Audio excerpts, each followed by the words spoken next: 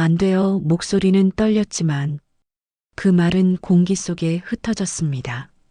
멈추지 않는 손길은 어깨에서 흘러 허벅지 위에 조용히 머물렀습니다. 따뜻한 압력이 조금씩 안쪽으로 스며드는 순간 숨이 거칠어졌습니다. 심장은 도망치려 뛰었지만 몸은 이미 떨림 속에 잠겨갔습니다.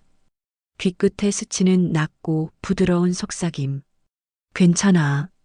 그냥 가만히 있으면 돼. 그 말에 삼키지 못한 대답은 끝내 나오지 않았습니다.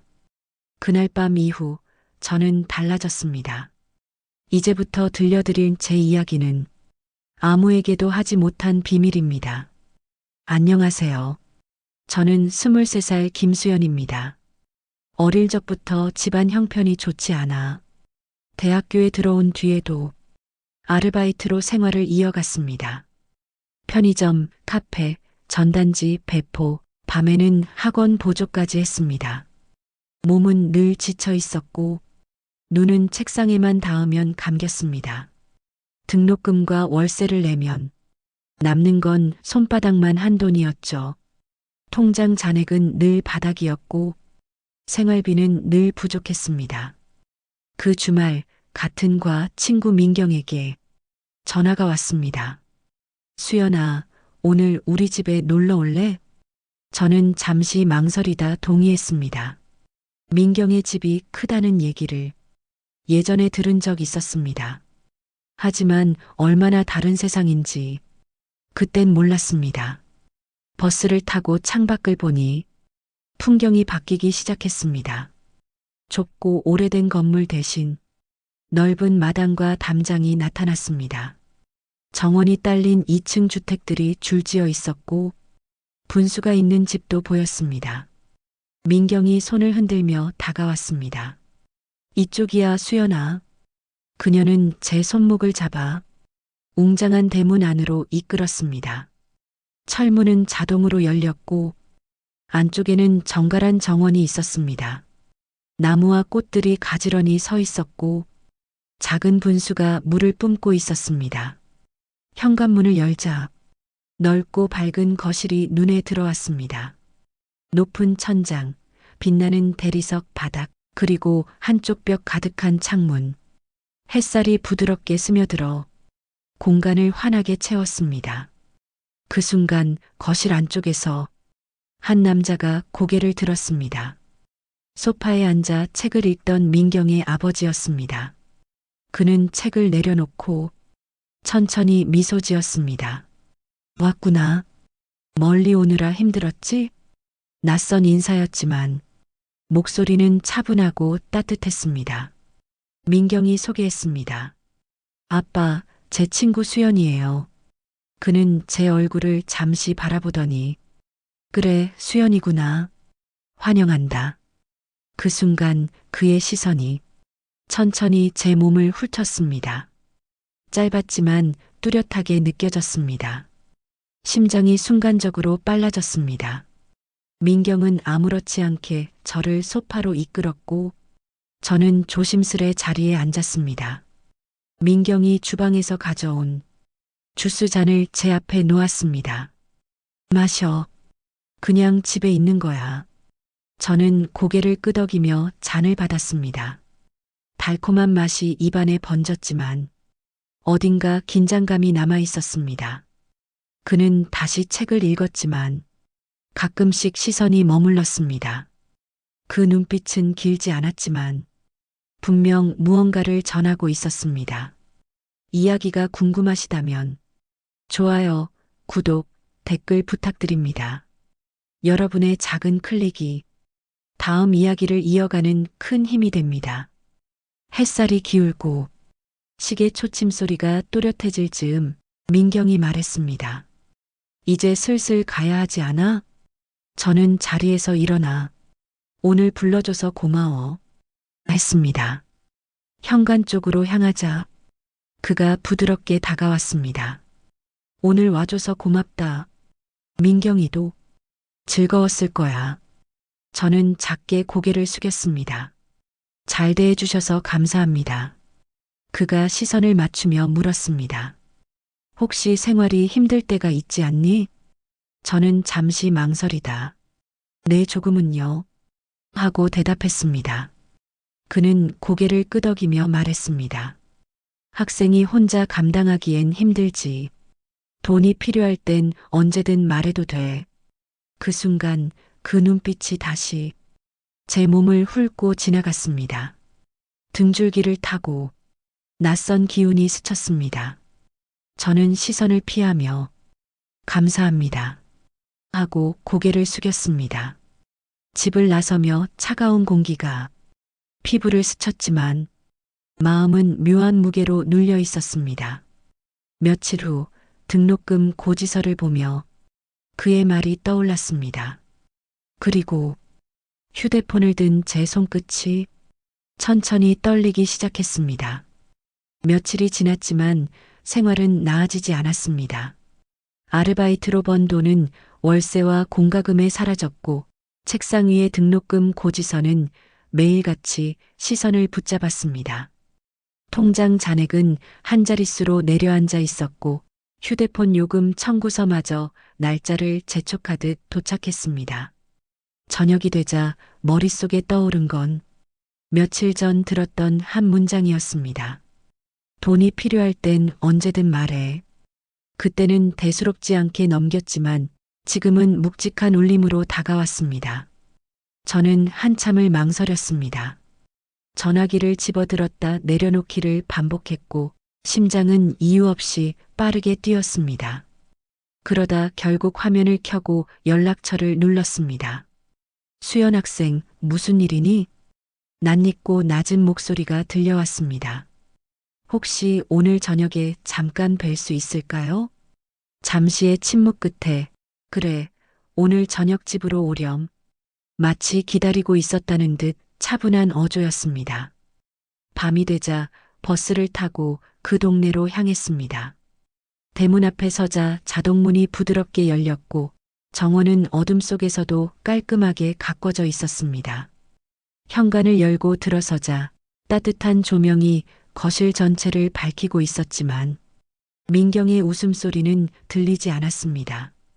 그는 소파에 앉아 있다가 저를 보자 부드럽게 일어났습니다. 왔구나. 멀리 오느라 피곤했지? 저는 고개를 살짝 숙이며 민경이는 오늘 없나요? 하고 물었습니다. 그는 미소를 지으며 말했습니다.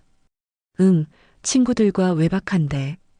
부드러운 어조였지만 그 안에 담긴 힘은 묘하게 선명했습니다. 저를 소파로 안내한 그는 따뜻한 차를 따라 건넸습니다. 마셔. 조금은 편안해질 거야. 향긋한 냄새가 코끝을 스쳤지만 가슴속 불안은 사라지지 않았습니다.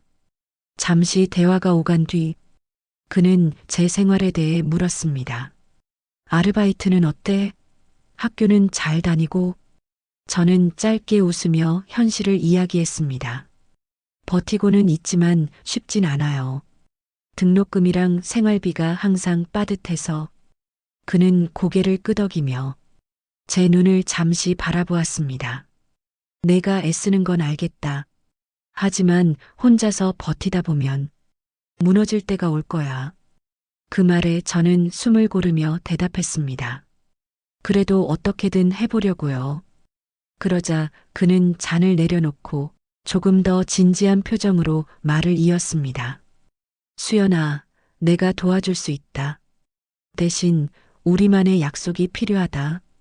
짧지만 묘하게 무거운 문장이었습니다. 저는 순간적으로 시선을 피했고 그는 다시 차분한 어조로 덧붙였습니다. 그 약속을 지키면 앞으로 내가 힘들 때마다 언제든 내가 곁에 있을 거야. 방 안은 조용했고 시계 초침 소리만 또렷하게 들렸습니다. 저는 손가락을 꼭 모으며 그 의미를 곱씹었습니다. 도움을 받는다는 건 언제나 대가를 의미한다는 걸 알기에 쉽게 대답할 수 없었습니다. 그는 미소를 지으며 제 눈을 깊게 바라봤고 숨소리는 이상하게 느리게 들렸습니다. 그날 밤 거실의 조명은 여전히 부드러웠지만 저에게는 묘한 무게로 내려앉아 있었습니다. 차를 마시는 손끝은 떨렸고 머릿속에서는 수많은 선택지가 서로 부딪히며 소리를 냈습니다.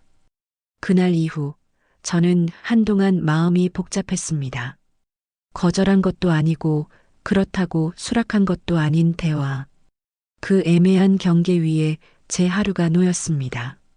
아르바이트를 하면서도 강의실에 앉아 있어도 머릿속에서는 그날의 말투와 표정이 반복 재생됐습니다. 특히 우리만의 약속이라는 말은 불필요하게 길게 메아리 쳤습니다. 민경을 만날 때면 더 불편했습니다. 그녀는 아무것도 모른 채 환하게 웃었고 수연아, 힘들면 우리 집 자주 와. 그 말이 순수하다는 걸 알면서도 제 심장은 순간적으로 요동쳤습니다. 도서관에서 함께 공부하다가 민경이 무심코 제 어깨에 손을 올리면 그날 밤의 조명과 공기가 떠올라 등줄기를 타고 서늘함이 흘렀습니다. 밤이 되면 상황은 더 심해졌습니다.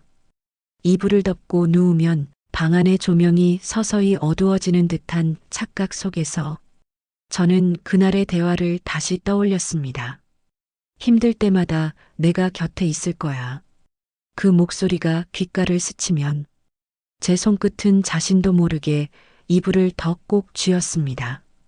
도움이 필요하다는 건 사실이었지만 그 도움의 방식이 문제였습니다. 며칠 뒤 저는 우연히 캠퍼스 게시판 앞을 지나쳤습니다. 장학금 신청 안내라는 안내문이 붙어 있었지만 자격 요건에 제 이름이 들어갈 수 없다는 걸 알았습니다. 성적은 나쁘지 않았지만 소득 기준이 애매하게 걸려 있었기 때문입니다. 그러던 중 아르바이트 시급이 오르긴 했지만 하루에 채울 수 있는 시간에는 한계가 있었습니다. 새벽에 마감을 하고 돌아오면 몸은 고단했고 수업 시간에는 집중이 되지 않았습니다. 그런 와중에 한 통의 문자가 도착했습니다. 오늘 저녁 시간 있니? 발신자는 민경의 아버지 박도현. 저는 한동안 화면을 바라보다가 네, 있습니다. 라고 짧게 답장을 보냈습니다. 곧이어 그럼 7시에 집으로 오렴. 이라는 회신이 왔습니다. 저녁 다시 그 집 앞에 섰습니다. 대문이 열리고 정원은 여전히 단정했습니다. 현관을 열었을 때 거실은 조용했고 민경의 모습은 보이지 않았습니다. 그는 소파에 앉아 있다가 저를 보자 부드럽게 일어났습니다. 왔구나. 오늘 하루는 어땠니? 평범한 인사였지만 그 안에 담긴 무게는 이전과 같았습니다. 차를 따라 건네며 그는 말했습니다. 지난번엔 내가 많이 망설이더구나. 괜찮아. 천천히 생각해도 돼. 저는 잔을 받으며 고개를 끄덕였습니다. 하지만 수연아, 기회라는 건 항상 기다려주지 않는다. 그는 시선을 깊게 두며 말을 이었습니다. 내가 원하는 안정, 그걸 내가 줄 수 있다면 굳이 멀리 돌아갈 필요는 없지 않겠니? 방 안의 공기는 부드러웠지만 그 부드러움 속에서 저는 경계심을 놓을 수 없었습니다. 손끝이 미묘하게 떨렸고 잔 속의 차 표면이 작게 흔들렸습니다. 대화는 길지 않았지만 그가 던진 말 한마디 한마디는 묘하게 오래 남았습니다. 그날 집을 나설 때 저는 스스로에게 또 물었습니다. 지금 내가 하고 있는 선택이 정말 올바른 걸까? 답은 여전히 모호했고 그 모호함이 제일 힘들었습니다. 며칠 동안 저는 일부러 연락을 끊었습니다. 수업과 아르바이트로 하루를 가득 채웠고 집에 돌아오면 바로 잠들어 버렸습니다. 그렇게 하면 복잡한 생각이 줄어들 줄 알았습니다. 하지만 현실은 전혀 달라지지 않았습니다. 등록금 고지서와 카드 결제일은 다가왔고 냉장고 속은 점점 비어갔습니다. 아르바이트비는 생활비로만 흘러나가 저축은커녕 비상금조차 만들 수 없었습니다. 그 와중에 알바 사장님이 다음 달부터는 시급을 줄일 수밖에 없겠다는 말을 했습니다. 손님이 줄어든 탓이라고 했지만 저에게는 치명적인 소식이었습니다. 머릿속이 새하얘졌고 그날 집으로 돌아오는 길은 더 길게 느껴졌습니다. 방 안 책상 위에는 며칠째 같은 고지서가 놓여 있었습니다. 그 앞에 앉아 한참을 바라보다가 저는 결국 휴대폰을 집어들었습니다. 혹시 오늘 뵐 수 있을까요? 보내고 나니 심장이 빠르게 뛰었습니다. 잠시 뒤 짧은 답장이 도착했습니다. 오렴, 기다릴게. 저녁 7시 그 집 대문 앞에 서 있는 제 모습이 스스로도 낯설게 느껴졌습니다. 문이 부드럽게 열리고 정원 사이로 난 길을 따라 현관으로 걸어갔습니다. 거실 안은 조용했고 은은한 조명이 벽을 부드럽게 비추고 있었습니다. 그는 소파에 앉아 있다가 저를 보자 일어섰습니다. 왔구나. 오늘은 얼굴이 좀 지쳐 보이네. 그 말에 저는 억지로 미소를 지었습니다. 요즘 일이 많아서요. 그는 고개를 끄덕이며 차를 따라 제 앞에 놓았습니다. 수연아, 내가 왜 이렇게 힘든지 이제는 내가 다 알 것 같아. 그의 시선은 묘하게 깊었고 말끝에는 은근한 힘이 실려 있었습니다. 내가 나를 믿는다면 더 이상 이렇게 고생할 필요는 없어. 내가 너를 편하게 해줄 수 있다. 저는 잔을 두 손으로 감싸쥐고 한 모금 마셨습니다. 따뜻한 차가 목을 타고 내려갔지만 마음속 긴장은 풀리지 않았습니다. 그의 말 속에는 분명한 제안이 있었고 그 대가가 무엇일지는 굳이 묻지 않아도 알 수 있었습니다. 잠시 침묵이 흘렀습니다. 그는 소파에 등을 기대며 제 표정을 살폈습니다. 내가 원하는 게 뭔지 내 스스로는 잘 알고 있을 거야. 저는 눈을 피하며 아직은 잘 모르겠어요. 라고 답했습니다. 그러자 그는 미소를 지으며 천천히 생각해.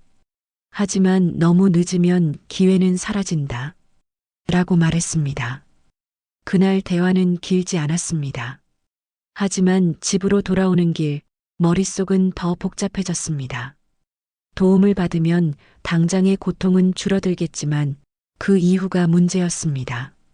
방에 들어와 가방을 내려놓고 책상 앞에 앉았습니다. 창밖으로 보이는 가로등 불빛이 희미하게 흔들리고 있었습니다. 그 불빛을 바라보다가 저는 한숨을 길게 내쉬었습니다. 스스로에게 질문했습니다. 내가 이 길을 선택하면 다시 돌아올 수 있을까? 대답은 쉽게 나오지 않았습니다. 다음 날 수업이 끝난 뒤에도 마음이 무거웠습니다. 강의실 밖으로 나가면서 휴대폰을 꺼내 들었지만 연락처 목록에서 그의 이름은 열지 않았습니다. 대신 다른 방법을 찾아보기로 했습니다. 학교 게시판, 아르바이트 공고, 그리고 중고 물품 판매까지 할 수 있는 모든 방법을 메모장에 적었습니다. 하지만 저녁이 되자 다시 고지서와 잔액이 눈앞에 아른거렸습니다. 현실은 냉정했고 그 냉정함 속에서 저는 또다시 갈림길에 서 있었습니다. 그날 밤 침대에 누워 눈을 감았지만 쉽게 잠들 수 없었습니다. 머릿속에서는 여전히 그의 낮고 차분한 목소리가 맴돌았습니다. 그리고 그 목소리는 다음 날에도 사라지지 않았습니다. 며칠이 지나도 상황은 나아지지 않았습니다. 아르바이트를 2개로 늘렸지만 새벽까지 일하는 생활은 오래 버티기 어려웠습니다. 수업이 끝나면 눈꺼풀은 무겁게 내려앉았고 머릿속은 늘 계산기처럼 숫자를 굴리고 있었습니다. 통장 잔액은 단순한 숫자가 아니라 제 마음의 여유와 직결된다는 걸 날이 갈수록 실감했습니다. 남은 금액이 한 자릿수로 내려갈 때마다 숨이 얕아지고 하루가 길어지는 기분이 들었습니다. 그런 어느 날 휴대폰 화면에 짧은 문자가 도착했습니다. 오늘 저녁 시간 있니? 보낸 사람은 민경의 아버지 박도현. 저는 한동안 화면만 바라봤습니다. 머릿속에서는 두 가지 목소리가 싸웠습니다. 이번에는 가지 말자. 하지만 고지서 마감일이 고지다. 결국 손끝은 짧은 답장을 보냈습니다. 네, 있습니다. 저녁 대문이 부드럽게 열렸습니다. 정원은 여전히 잘 가꿔져 있었고 조명은 잔잔하게 빛을 뿌리고 있었습니다. 현관을 열자 그가 소파에서 일어나 미소를 지었습니다. 왔구나. 요즘은 좀 어때? 그의 목소리는 여전히 차분했지만 그 안의 의미는 예전보다 더 명확했습니다. 차를 건네며 그는 말했습니다. 수연아, 이제는 결정을 내려야 할 때야. 내가 원하는 게 안정이라면 나는 그걸 줄 수 있어. 저는 잔을 받으며 그 말의 무게를 느꼈습니다. 이 선택이 가져올 변화와 그 뒤의 감정을 떠올렸습니다. 그는 계속 말을 이었습니다. 내가 걱정하는 건 알지만 모든 건 우리만 아는 일로 남을 거야. 민경이도 다른 누구도 알지 못하게. 방 안은 조용했고 시계 초침 소리가 유난히 크게 들렸습니다. 저는 한참 동안 대답하지 않았습니다. 머릿속에서는 계산과 감정이 동시에 충돌했습니다. 이 돈이면 등록금은 해결된다. 밀린 카드값도 갚을 수 있다.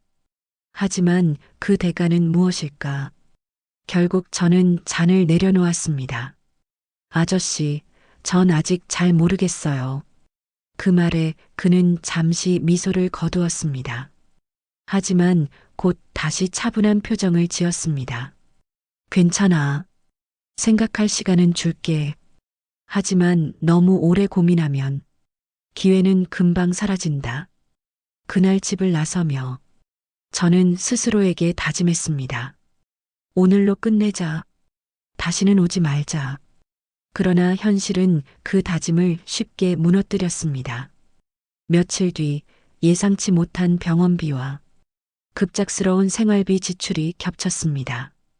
통장 잔액은 순식간에 바닥을 보였습니다. 저는 다시 휴대폰을 들었습니다. 한참을 망설이다가 결국 문자를 보냈습니다. 혹시 오늘 뵐 수 있을까요? 이번에도 답장은 빠르게 도착했습니다. 오렴. 기다리고 있겠다.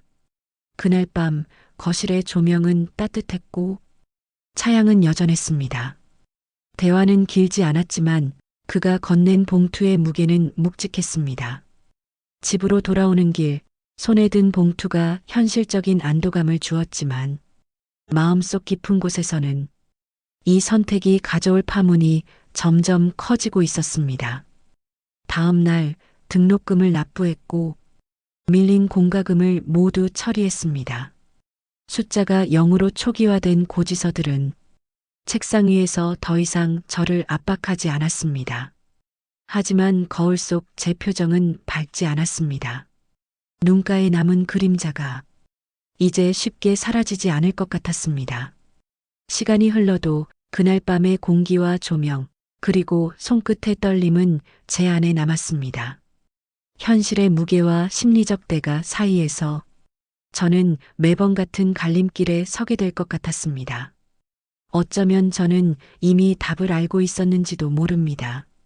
하지만 그 답을 선택하는 용기는 아직 제게 오지 않았습니다. 그날 이후로도 고지서가 도착할 때마다 그리고 통장 잔액이 줄어들 때마다 머릿속에 그의 목소리가 울렸습니다. 내가 원하면 언제든 내가 곁에 있을 거야. 저는 매번 다짐했습니다. 이번이 마지막이다. 하지만 마음 한구석에서는 다른 목소리가 속삭였습니다. 넌 또다시 흔들릴 거야. 그 목소리를 잠재우기 위해 저는 더 열심히 일을 찾아 나섰습니다. 그리고 언젠가 진짜로 그 갈림길 앞에 서지 않게 되길 바랐습니다. 세상에는 우리가 감당해야 할 현실과 지키고 싶은 경계가 있습니다. 그 사이에서 매번 흔들리더라도 끝내 나를 지키는 선택을 하길 바랍니다. 오늘 제 이야기를 끝까지 들어주셔서 감사합니다. 좋아요, 구독, 댓글은 제게 큰 힘이 됩니다. 여러분의 작은 클릭이 다음 이야기를 이어가는 원동력이 됩니다.